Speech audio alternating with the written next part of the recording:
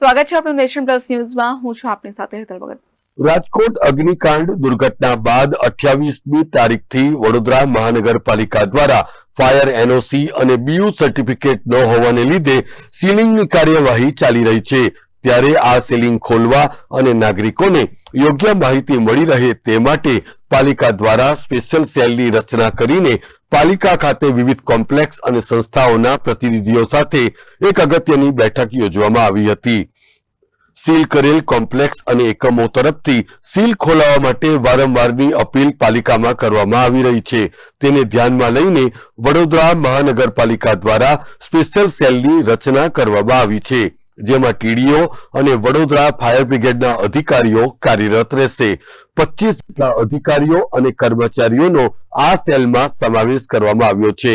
આજ રોજ પાલિકામાં સીલ થયેલ બાંધકામના માલિકો અને અન્ય સંસ્થાના પ્રતિનિધિઓને બોલાવીને એક સમજણ આપવામાં આવી હતી અને એમાં પાલિકા તરફથી સિંગલ વિન્ડો સિસ્ટમ શરૂ કરવામાં આવી છે, જેમાં જરૂરી વિગતો અને બાહેધરી પત્રો સાથે જરૂરી પુરાવાઓ આપીને નાગરિકો સીલ થયેલ બાંધકામ ખોલાવી શકશે।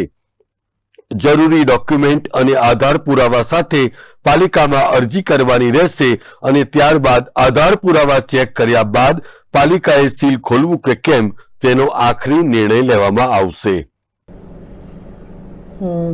ગત 28 તારીખથી વડોદરા શહેરમાં ફાયર એનઓસી ન હોય અને જ્યાં બીયુ પરમિશન ન હોય તેવા બિલ્ડિંગોમાં કાર્યવાહી કરવામાં આવી રહી છે।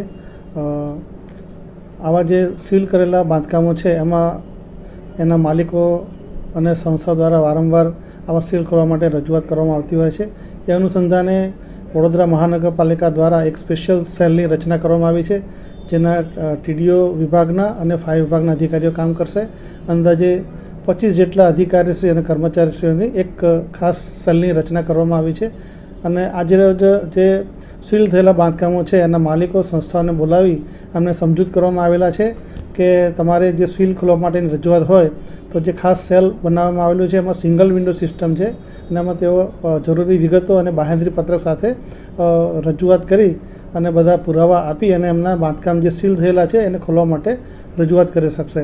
એટલે પ્રાથમિક ધોરણે એમને એવી સમજૂતી આપવામાં આવી છે કે તમારી પાસે જે પણ ડોક્યુમેન્ટ હોય એ ડોક્યુમેન્ટ અને આધાર પુરાવા અને એક અરજીપત્રક અને એક સોગંદનામું એની સાથે તમે આ સિંગલ વિન્ડો સિસ્ટમમાં અરજી કરો। એના તમારા રજૂ થયેલા દસ્તાવેજો આધારે અમે નિર્ણય કરીશું કે સીલ ક્યારે ખોલવાનું થાય છે અને એના માટે જે જરૂરી સૂચનાઓ અમને યોગ્ય કક્ષાએથી મળશે એના આધારે સીલ ખોલવા માટે નિર્ણય કરવામાં આવનાર છે।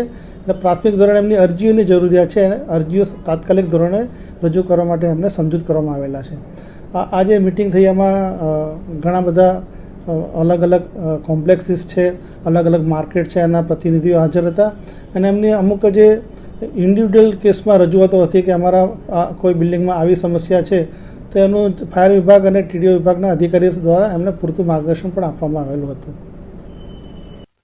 કેમેરામેન નવનીત પરમાર સાથે Satyam Nevaskar, Nation Plus News, Vadodara.